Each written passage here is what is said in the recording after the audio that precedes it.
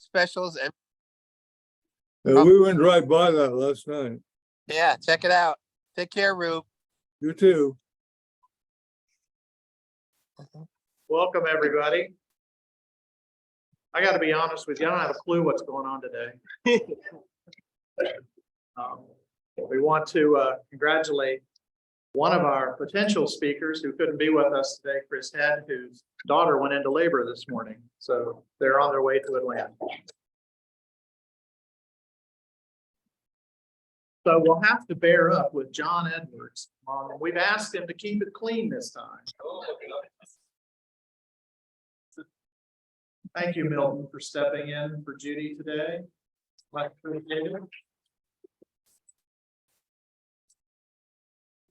Good to have Mike O'Brockton back.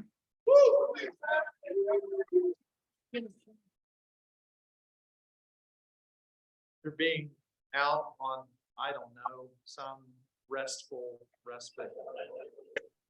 It's the medications that get you, Mike. Let's see, where else are we?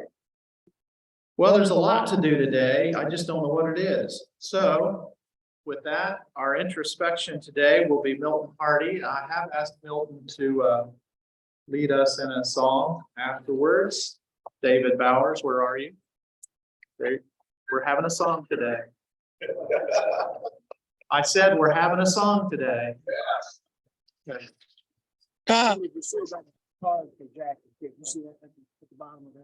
No, I didn't see that. We're having a card for Jackie today. What's going on with Jackie? Took a spill yesterday. Oh, Jackie fell yesterday. So Oh, there's no. a card for her. It'll be circulating. John's getting that All these going. people are falling, Susan. So Milton, if you would come forward, and then we'll have the Pledge of Allegiance with Don Witt, and Keith Hartman will introduce our guest.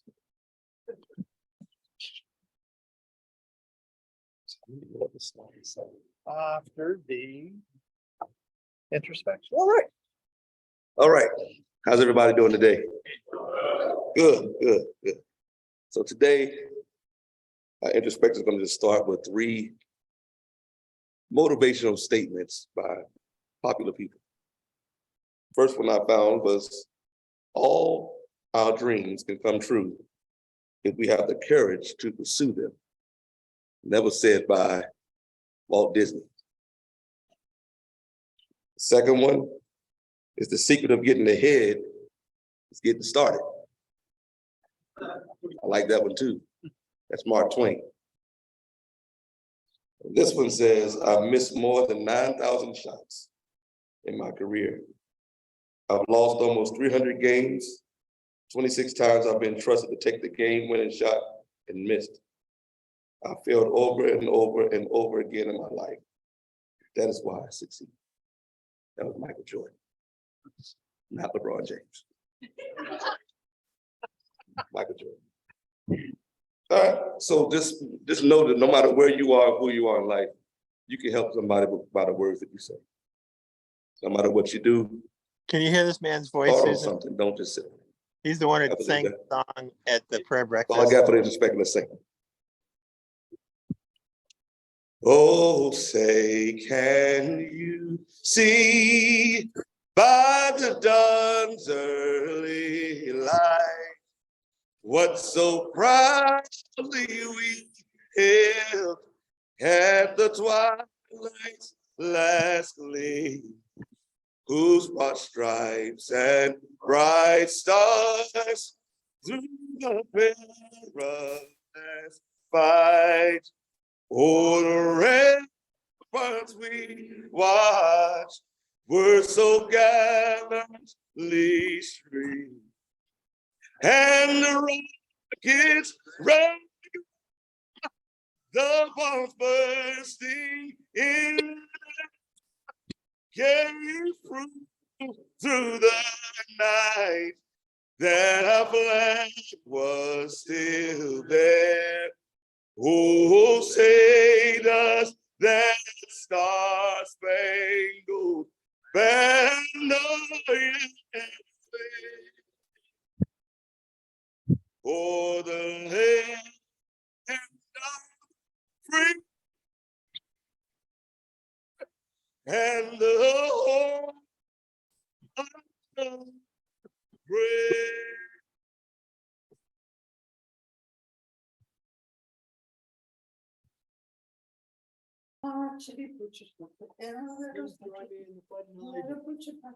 I pledge allegiance to the flag of the United States of America and to the republic for which it stands, one nation under God, indivisible, with liberty and justice for all.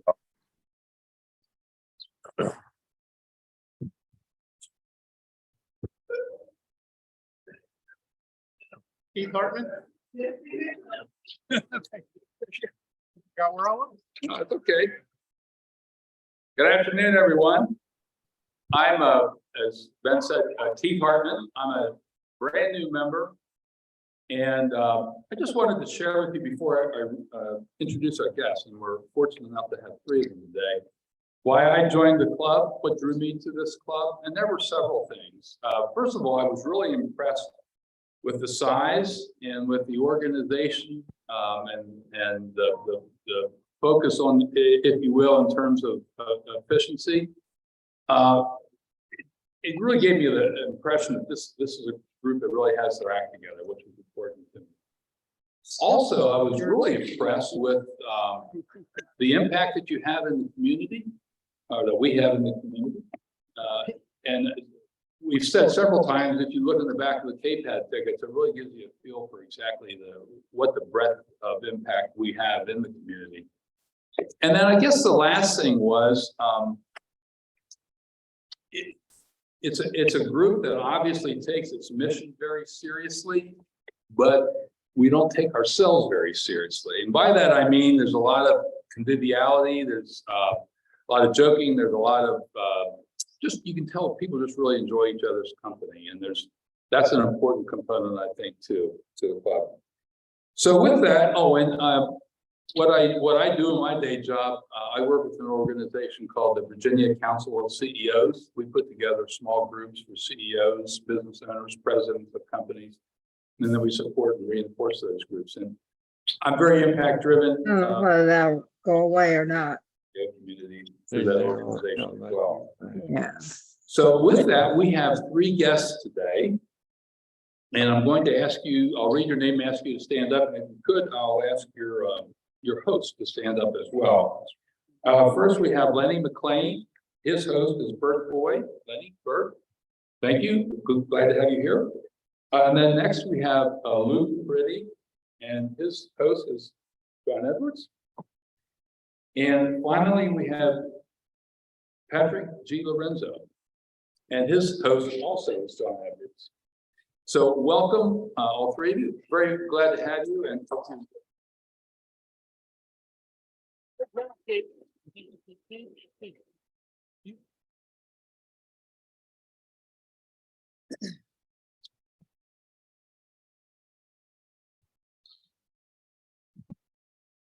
We're going to do our KPAD report next.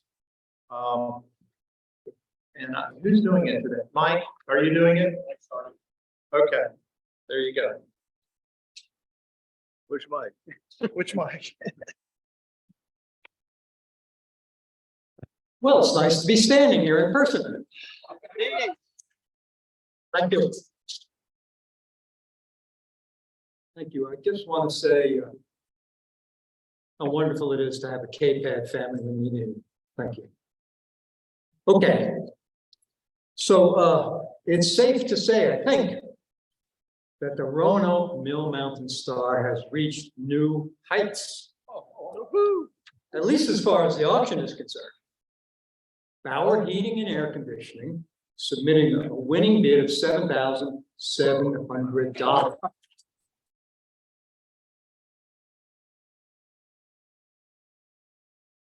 They submitted that winning bid 3 minutes before the closing bell. There was a neck and neck competition going on between some of the businesses. All in all, 21 bids were submitted for that star. Virtually every bid came from a business who understood there were marketing benefits for winning that auction. Let's see. Not only were bids coming in, but at that same moment in time, traffic to our website skyrocketed, not making this number up, to 250 visits in one day. That's 10 times more than normal. So word is getting out. If that word continues to get out, we'll have more people stand up here like Keith, tell us why he joined our club. So now the winner of the star, besides bragging rights, they get a really nice plaque up at the base of the star with their corporate name on it. And they're going to get a dedication ceremony with a lot of media attention sometime over the summer. And where's Eric? Eric, are you here? You were here a moment ago. Eric Danielson and I, Eric Danielson on Monday surprised the people that run Bauer Heating and Air with a visit with a large gift basket that you arranged for. A large star-themed gift basket. Eric, genius. Right.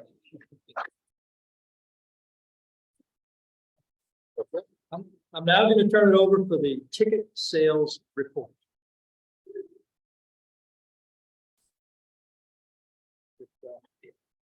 All right, thank you, Mike. Okay, I'm gonna pre-warn you guys. Good afternoon, Kiwanis. Good afternoon. There we go, last race of the season, but we got it. So, all right, let me get the PowerPoint going here. This was our last race. We're down in Darlington. If I can get it to run. All right, here it goes. You can just get it. Let's see.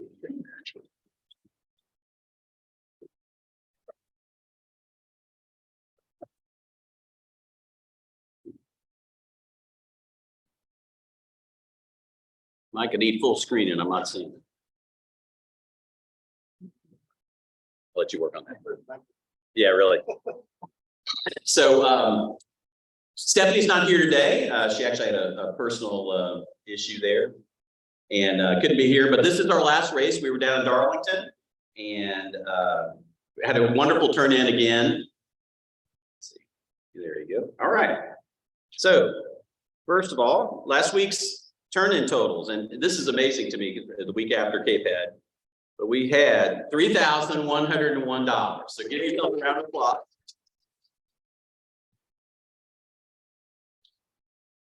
So top drivers for the week. John Pendleton with another $300. John. Ben Spiker, $327. Chuck Baker, $400. Preston Tyler, $450. Preston, is he here? And Amy Carter, $500. Amy, come on up here. Don, can you get a picture of Amy here? You get to hold the flag for that one. So, thank you, Amy. Awesome. Yeah, definitely. Appreciate it. So, where does that put us for the drivers for the season? It is tight, I will tell you that. Mike Loveman at a little less than $1,200 at sixth place. Mike Lee at $1,200. So, Mike Loveman, I think you're on Zoom. You might want to get John $4 or $5. I actually would have to be $5 because Mike Lee's number is actually 1,240 cents. So I've just been truncating that, but yeah, really, yeah, 441 will get you there. Andy Stone at 12,600. Andy, where are you? Eric Danielson at 1,413. Eric, thank you. And we have a little bit of change at the top. Rupert Cutler at 2,325. Ben Spiker at 2,327. So we are literally in the final lap, and these two are bumping each other to get across that line. So really close there. So Ben, well done. That's right. There you go. Let's see. Second place is the first loser. That's right. All right. So winning teams for the week. Third place, Full Throttle. There we are. Second place, the Intimidators. And our first place team, and I can't believe neither captain is here, the Dominators, they've been, yeah. They turned in a bunch of money at the end here. They've been, kind of trailing the back of the pack most of the time. And neither the mayor or Preston is here to get a trophy. So anyway. So. Now to keep the, I think you all know we're having a recap on June 14th of everything at Cape Head. And so I will not tell you the season race teams today. Keep that in suspense. But what I will tell you is how much we've collected in ticket sales. And you'll recall last week, I mentioned our goal was 40,000 and we exceeded that last week. We were 42,000 and some change. So I moved the goalpost and said, we're going to get to 46,000. So we had a good turn in this week. And our season total for ticket sales, if I can get it to room, it's 45,373. And we had some people turn in today. So I'm pretty confident we can get to that 46,000 mark. Today is our, our last race, but we will be accepting money up to June 7th. And we won't have anybody out doing it. So you can bring it next week to John. I guess we don't have a meeting on the 31st. So by start of the meeting on the 7th, that is our deadline. So if you get, I know a few people told me you have checks that are in the mail that you're waiting on a few donors to kind of pony up that they said they would. We'll take money until 12:30 on the 7th, and that's our cutoff. Because the 14th is when we're going to announce the final results. So, all right. Good job, everybody. This is the awesome number. Thank you.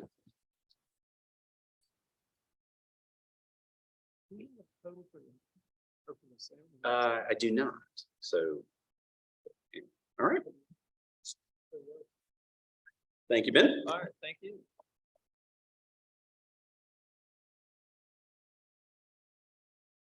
Shut that down. Oh, okay.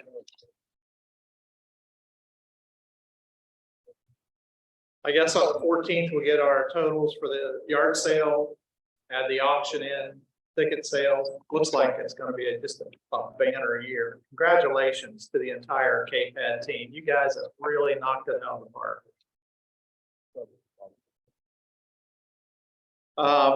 We have a lot of time today. As I said, Chris Ed couldn't be here today, so we've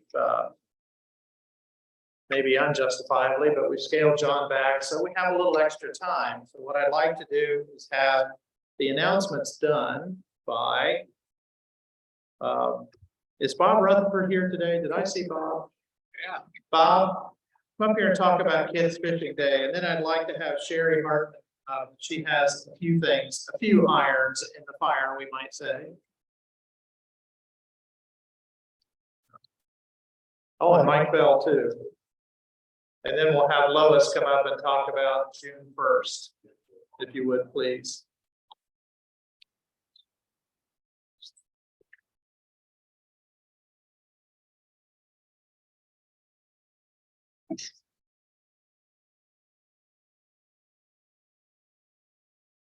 Where did John go? John, where is he? Oh, He's messing with his luggage. okay. Well, since we have time, I was going to tell you how I first met John Edwards anyway, just to take up a little time. He was, I was a freshman at Patrick Henry, and he was a senior president of the senior class. Star track pole vaulter, and he married one of my sister's best friends, and then my sister actually worked for him as a legislative assistant for a number of years, and spent a lot of time in Richmond with him. And top that off, my youngest grandson is doing track this year at 15, and he's doing pole vaulting. Anyway, I'm sorry.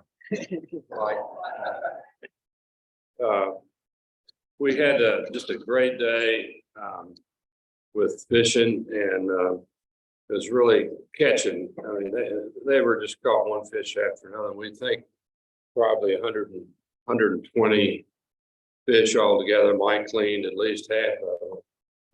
And, we just had a lot of help. Because I guess changing the date, we ended up about 4 of our regular people. Some of whom are probably here today didn't help, but I'd like to recognize the people who helped. And maybe you could stand up. David Lemon and Reeve Kessler cooked the hot dogs and the hamburgers, and all the food was bought by Amy Carter.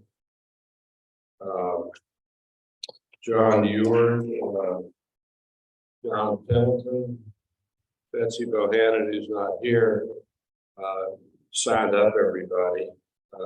All the kids, we had about 22, 23 kids at least, and then quite a few parents who participated. One fellow said it was the first time he'd eaten with Rodney, something or other, the first fish he'd ever caught. And of course, this one of the boys caught 12 fish, they were ever slammed. And Lance Bowen, I'm not sure if Lance is here today. On Zoom. It's on Zoom. Will Devlin, and of course, Mike, and always Walter Vance and one of his friends and one of JC's friends. And then one of my good friends, Barry Webb, was really very helpful for some last minute problems we had.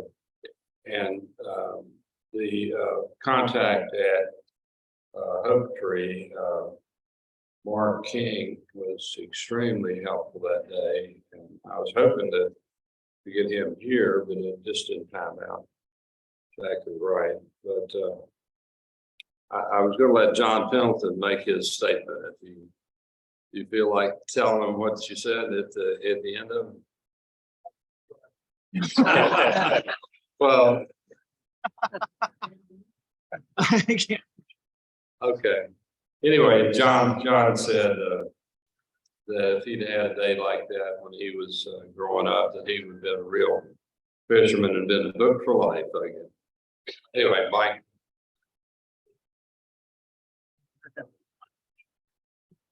Yeah, I would just like to thank everyone who helped out. Of course, Bob, who really arranged everything during tax season when I'm not available to do anything but work at the office. And I would encourage everyone, if you haven't ever done it, to get out there and come out there and see that the kids are incredible, especially when they're catching their first fish, like many of them are.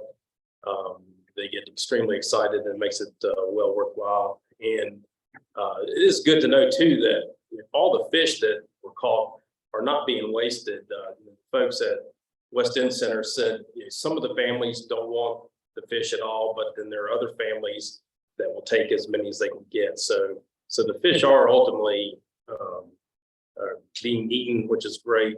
And so it was a great time. A lot of them were huge. Next year I'll be wearing gloves because my hand looks like it's got really tore up cleaning all those fish. So yeah, and thanks to Jim Randalls for the huge help he did cleaning, and then Walter's friend Steve was a huge help. But it got crazy over there when they were bringing the fish to us. We definitely couldn't keep up. So thanks again. Appreciate all your help.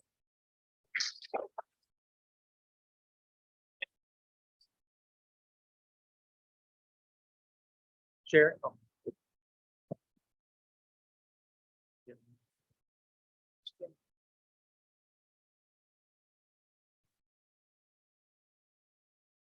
right.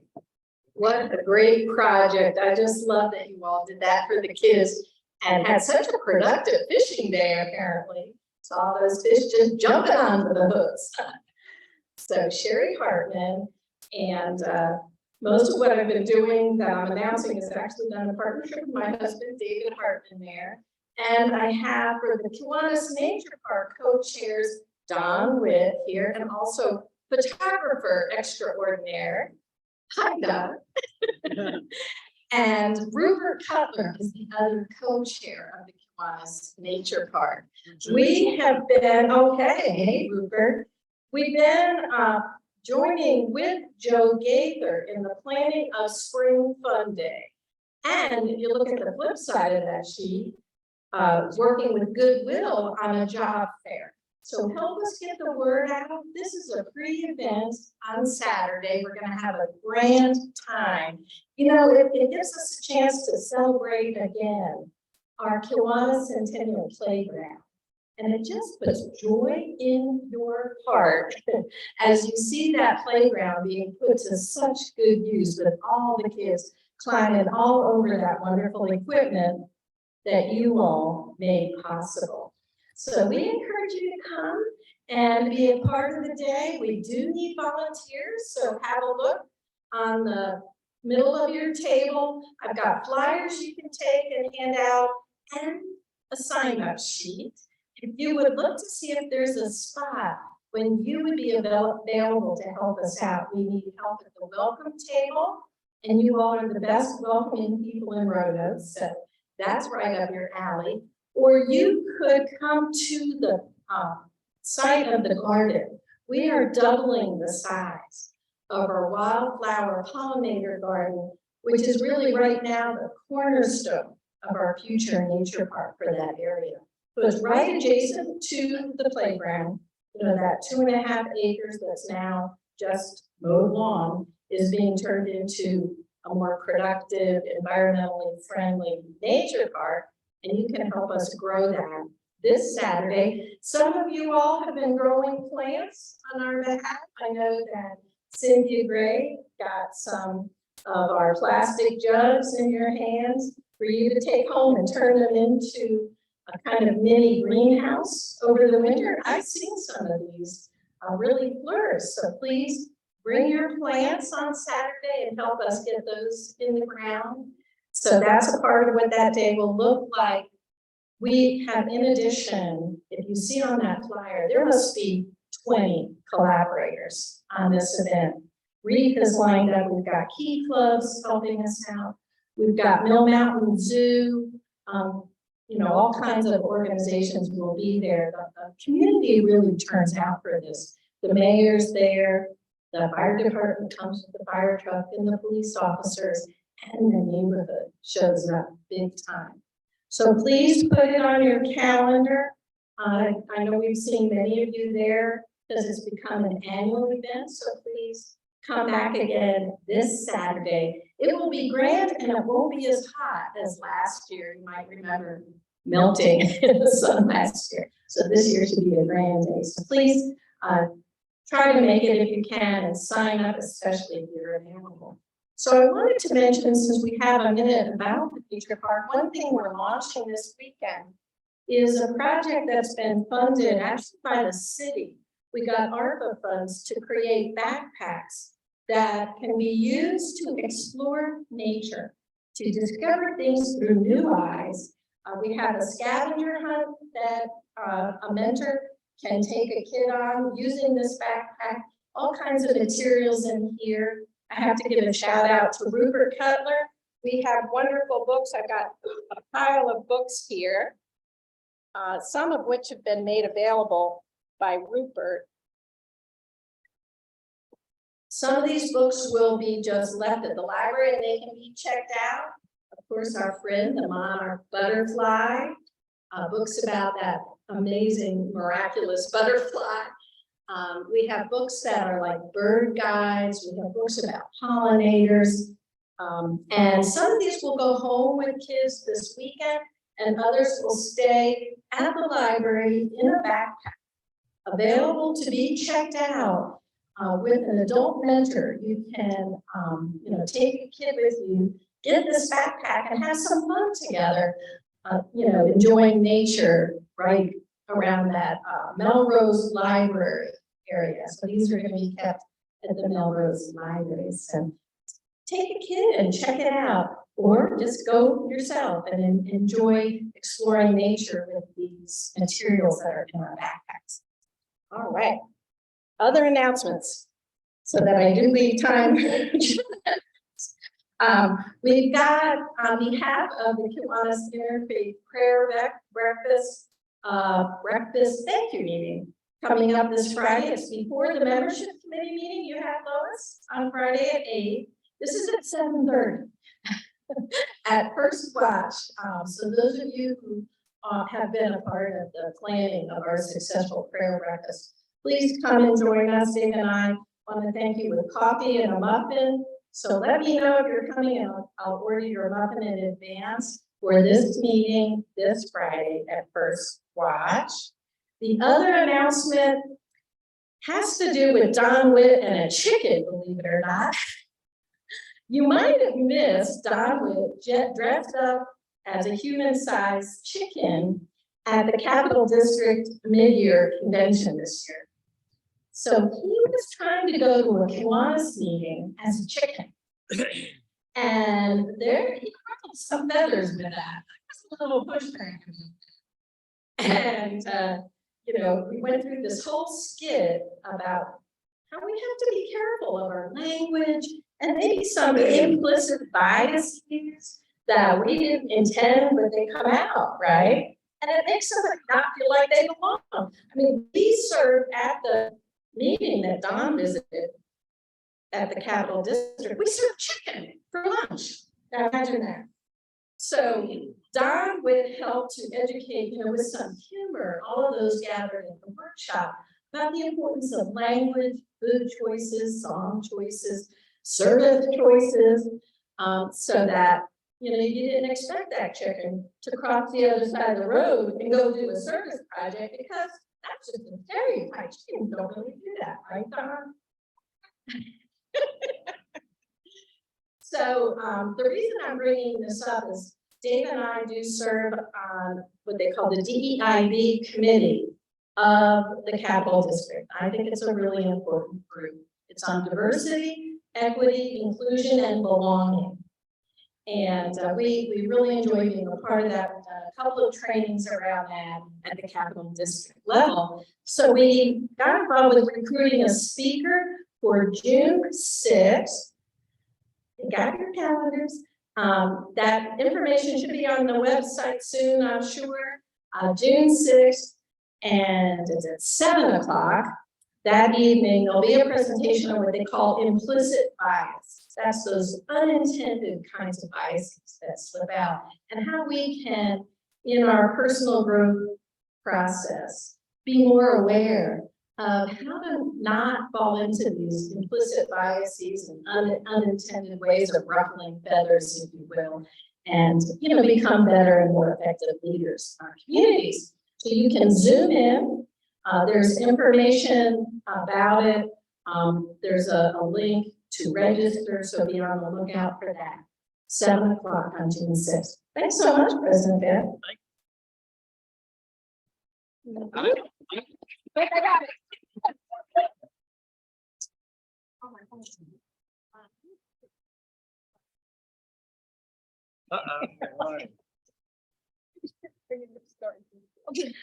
I'm here for energy. Hey, everybody, because I don't have enough energy, I had to bring Emily up with me, okay?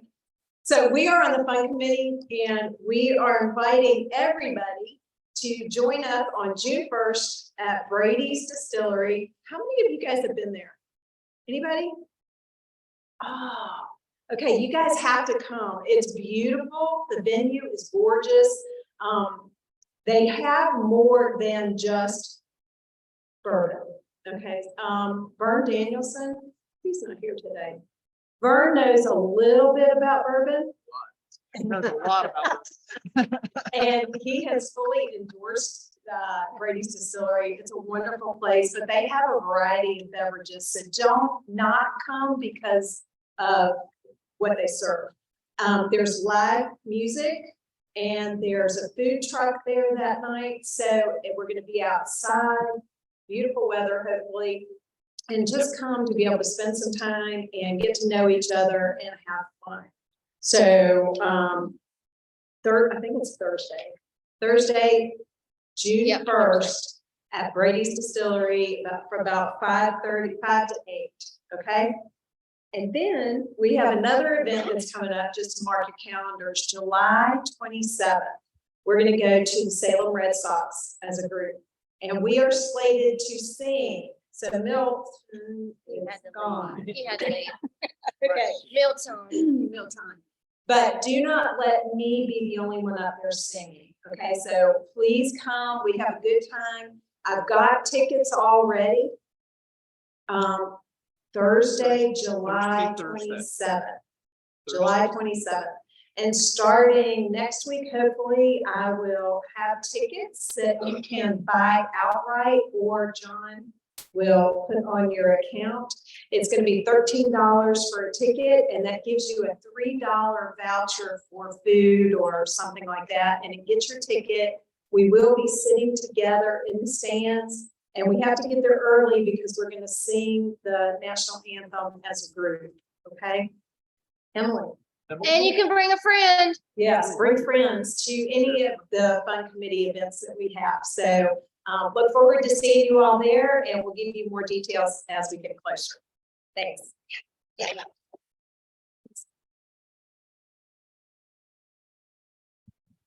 Not to leave you out, Mike, do you want to say anything about Ironman? Just, gonna get his email to John, so you guys will actually have the link. We'll try to get that next week. Email to John. Mike's gonna do an email to John. There'll be a link on our website so that you can sign up and participate in the Ironman event. There's already one on the account. Oh, is there? Okay, Send an email out to everybody. there you go. You'll be getting a link soon. We'll be doing it, I think Ironman is on the 4th, but our participation is the 3rd. Yeah, our participation is the 3rd. Ken, thank you so much for putting today's program together. You've been working really, really hard on this, and we appreciate it very much. That, if you would please introduce John. Thank you, President Ben. Yes, this is our annual legislative report on the activities of the General Assembly in Richmond and our Virginia government. And we are blessed to have 3 members of our Kiwanis Club who are serving in the General Assembly. One of them is here today.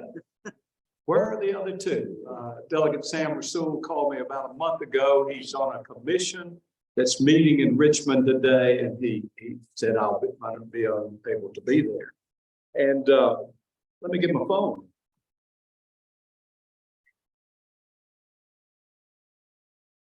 Found out about Delegate Chris Head. Where in the world is he? He called me last night at about 6:15.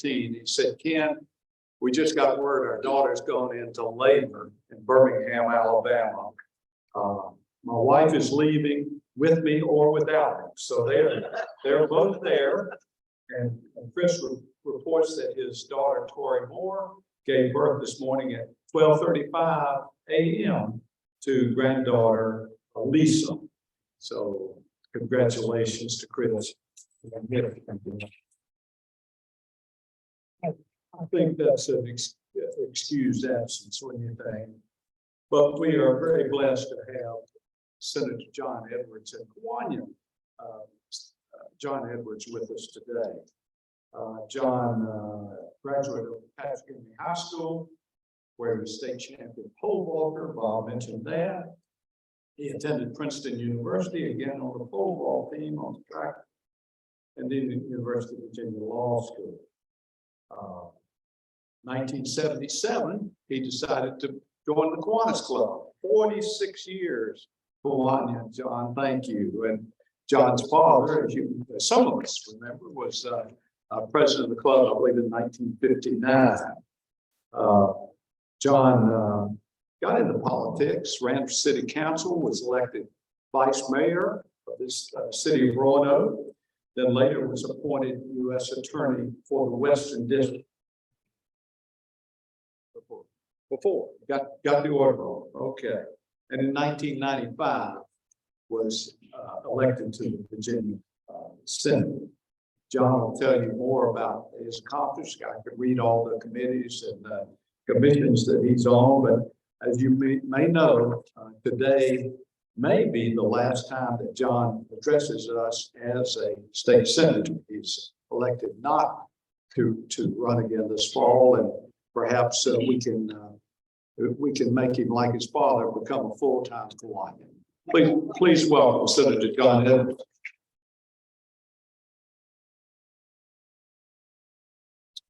Thank you, Ken, a very, very warm introduction. Good afternoon, Kiwanis. Good afternoon. I'm thinking of. I've recently been with the judges in Roanoke, Hotel Roanoke. The judges, the circuit judges, the court of appeal judges, and the Supreme Court judges are spending this week in Hotel Roanoke. I'm invited because I co-chair the Senate Judiciary Committee. Always very kind to me because we have to qualify them before they even get elected. And therefore, they're very nice to me. Usually, until I'm in their courtroom, and then they rule against me, but that's another matter. Now, one thing you did mention, Ken, was I was the first president of the student body at Passion County, and David Bowers, was he here? Was here. He was the first, and Johnny Light, no, he was the seventh.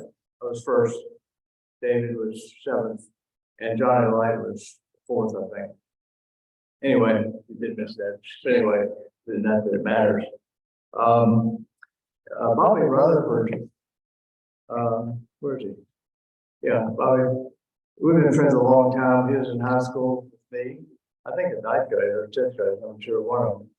And his sister, Allison Baird, was about a long time age up until a few years ago.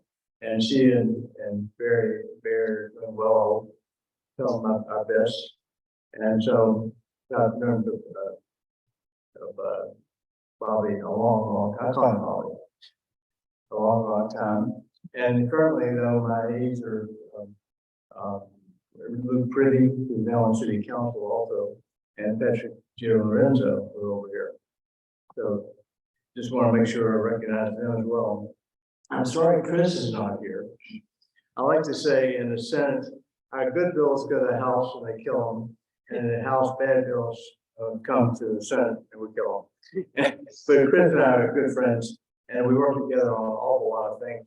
The Goodwill Ministries, for example, on Melrose Avenue, the Excel Center, we work together, get money for that. There's an adult high school program they're working on, and we got some money for that, and they have a grocery store and a wellness center and a bank and so forth. So very important to Northwest Roanoke build this Melrose Avenue program that he and I are working on. One of the things you're probably looking at is in Washington, they're trying to raise the debt ceiling. Well, in Virginia, we're trying to get a budget. Now we have the second year of the biennial budget. We have a 2-year budget. This is second year. So in theory, I guess maybe we're going to live without a budget because we still have the money for the second year. But there are a lot of things we need to do as well. And so one of the things we did this winter was make sure we had a skinny budget. A skinny budget, we think we just had to do to make sure we protect our AAA bond rating. That's the reason for that. And AAA bond rating is extremely important, as you probably know. But what we did was there's several things we had to do for the skinny budget to make sure the $200 million goes to the public school, because the administration made a mistake in deleting $200,000 from the budget for the schools. And also there's about $100 million we had to appropriate for existing capital projects that wouldn't go forward without doing that. And there's also the VRS, the retirement system, had to put money in that, and every year we had to put money in a rainy day fund. So that's the so-called skinny budget, but we actually need to do better than that. And the problem is, you would think we could agree on things. Well, we can't always agree. And history is a good story to tell. The real problem is the governor wants to cut $1 billion out of the budget by reducing taxes. Well, we've seen this movie before. I mentioned history. I studied history in college, and history teaches a lot. Back into the Jim Gilmore era, we passed cut the car tax, and he ran on that, and so he had to cut the car tax because the public wanted to do this. And it turned out what happened was the car tax is a local tax. You have to change the constitution of that. But we didn't do that. Instead, we took $950 million, almost $1 billion from the budget, from the general fund budget to go to localities. So you don't have to pay much on the car tax. And without that, it wouldn't have happened. Well, what happened a few years later, when you cut taxes, when you have a recession, you got to raise taxes. In fact, that's exactly what happened. Governor Warner was kidding about the fact when he got elected in 2001, he said, "I'm not so sure about this because the economy was falling apart with the recession." So what Governor Warner did a few years later in 2003 realized we couldn't make ends meet, and so he raised taxes. In fact, he became famous for raising taxes. And the Senate on a bipartisan basis, John Chichester, the Republican senator, was head of the Finance Committee at the time, and he led the fight. So on a bipartisan basis, because the legislature was all Republicans at the time, the House and the Senate. And what John Chichester did was to raise taxes, led the fight to raise the taxes. Well, we went ahead had to go into overtime because the House didn't want to do it. And so we went to overtime. And in May, I still remember, 10 o'clock at night, on early May, the Senate already passed the tax reform plan to raise taxes for schools and healthcare and other essential things for the government that we just had to do. It passed the House 51 votes at 10 o'clock at night on a Monday. So we've seen this move before.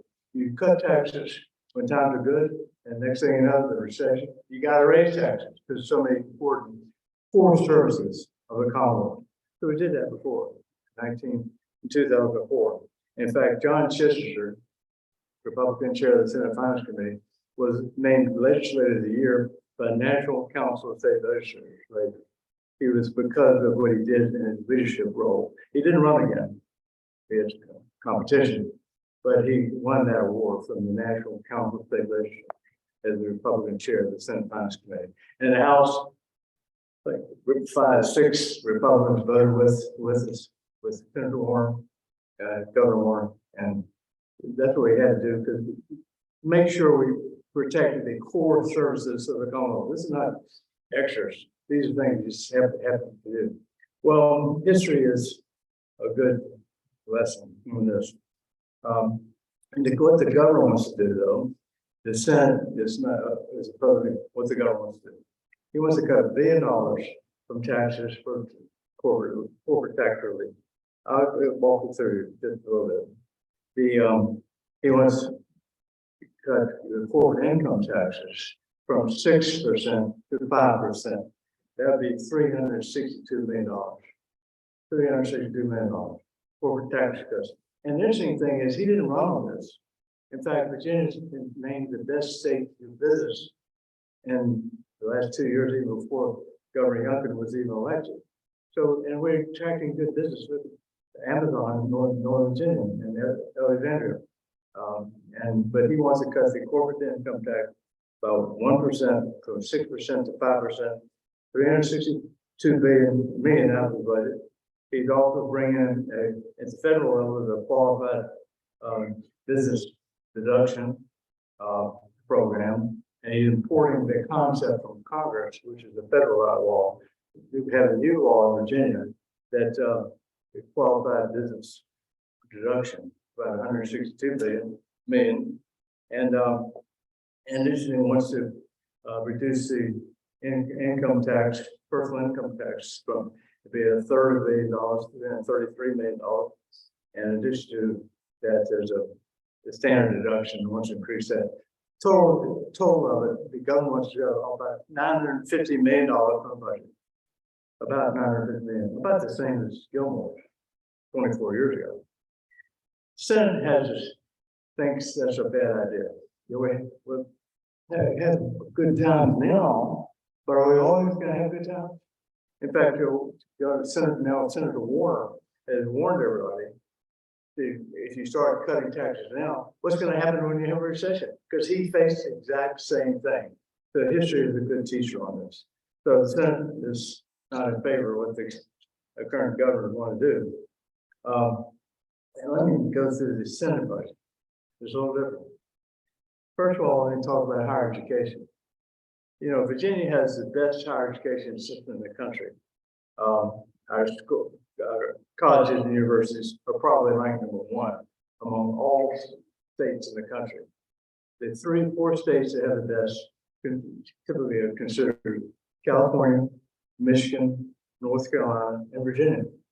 Virginia is ranked number one, and for the most part, in higher education arena. But other states fund higher education more than we do. North Carolina, on a per capita basis, pays 50% more per capita for higher education than we do. Yet, except for basketball, we have the better system overall. In fact, in Virginia, University of Virginia, and William & Mary are considered public Ivies. In fact, number one, University of Virginia has been number one public school in the country a number of times. Virginia Tech has one of the best engineering programs in the country. Number 6 in some of their undergraduate engineering program is considered the number 6 in the country. So we have great schools here, but we don't fund them the way we should. Historically, it's in the budget that the Commonwealth pays 2/3 of the cost of higher education.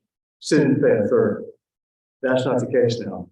The Commonwealth funds about 46%, not 2/3.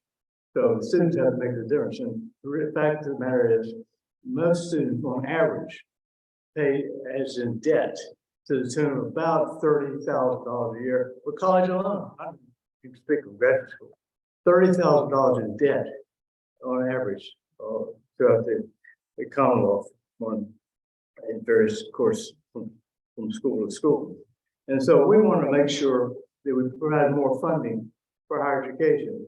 Have you noticed that all the universities and colleges at the state are raising tuition?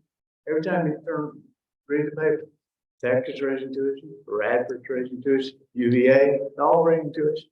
That's because we're not funding them like we should. So what we're doing is in the federal, state level, Senate Finance Committee, and I'm on the higher education subcommittee. We all agreed would increase to money for higher education by $150 million. That's pretty good. About 6% increase for higher education, and that's in the budget. I'm really proud of that. It's not in the House budget, but it is in the Senate budget. In addition to that, both the House and the Senate want to give $75 million for financial aid.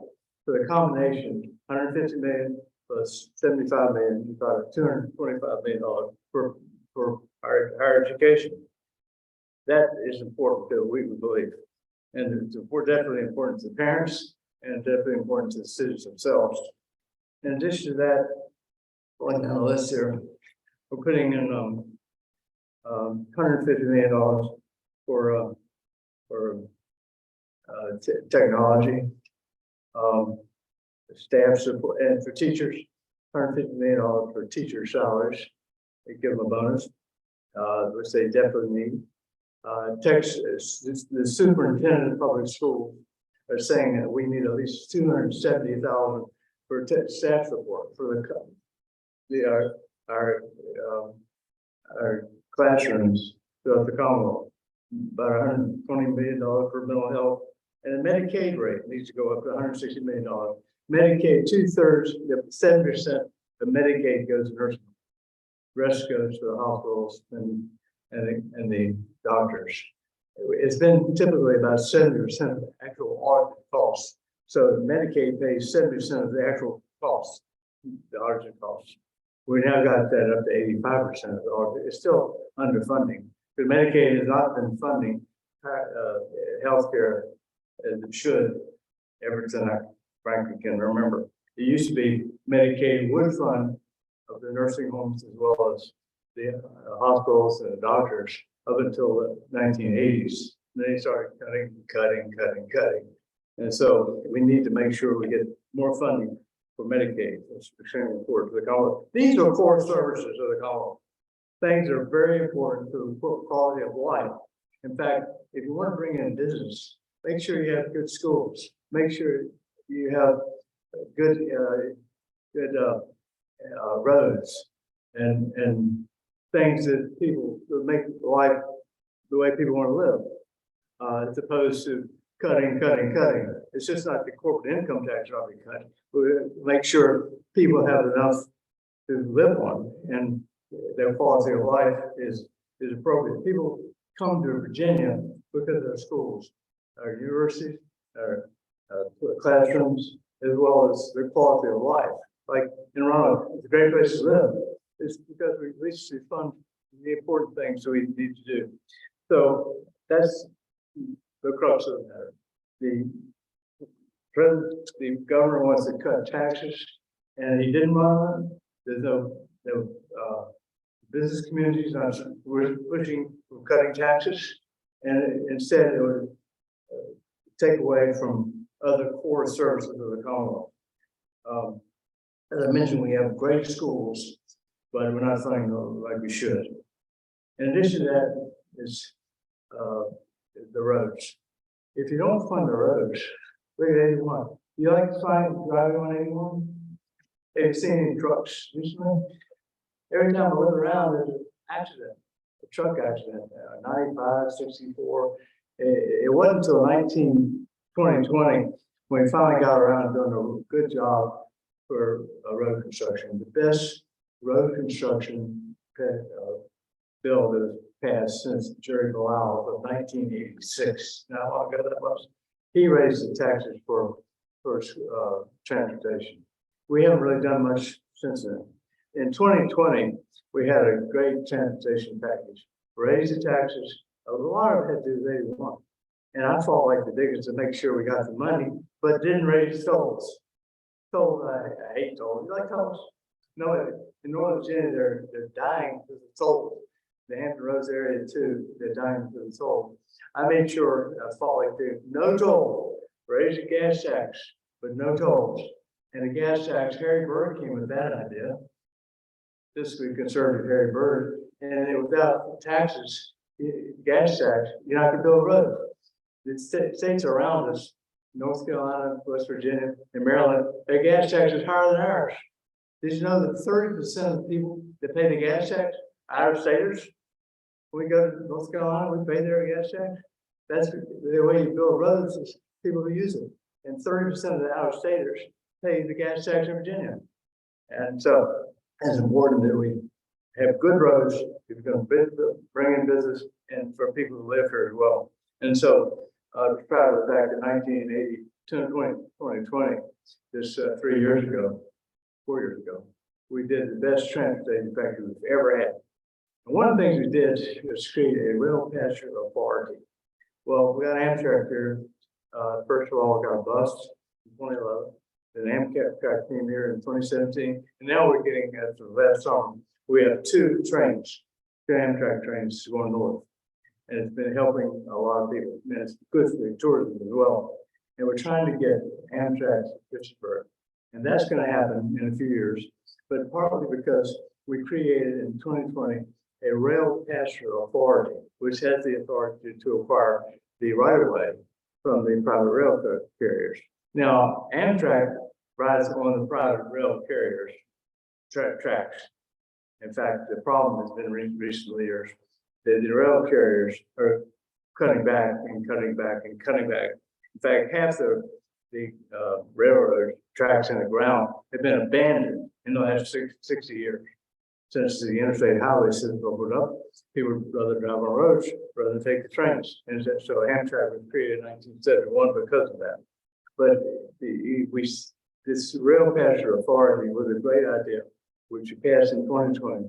And because of that, we're going to get Amtrak up to Christiansburg. In fact, there's $250 million we put in the budget several years ago to improve the line between Roanoke and Christiansburg. In fact, in 28.5 miles from Salem to Christiansburg, we're going to have to improve the line for $250 million the state is paying for in order to make sure the Amtrak trains are safe. In fact, Amtrak cannot go just 15, 20 miles an hour. The railroad can go 15, 20 miles an hour because it doesn't matter when they get there. But unless if you're riding a train, you want to get there quicker. At least 55 or 65, even 70 miles an hour. And so the line needs to be improved. We had to spend $110 million to improve the line between Lynchburg and Roanoke when we got Amtrak. $200 million because the railroads, they have not improved the line for years and years and years.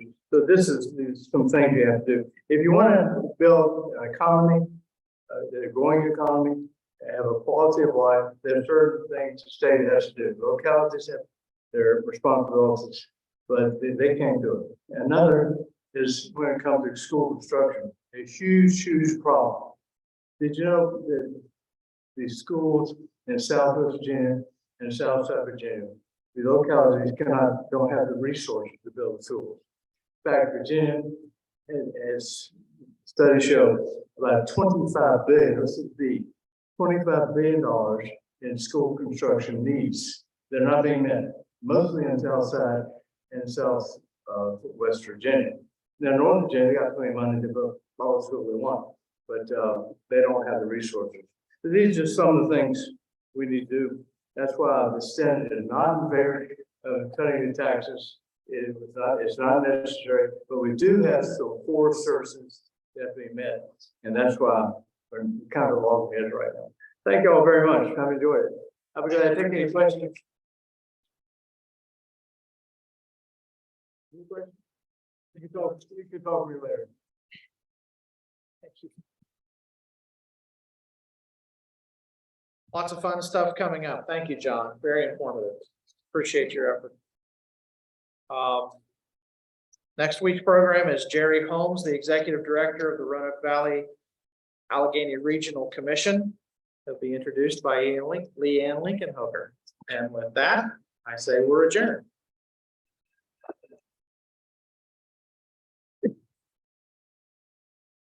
Good job.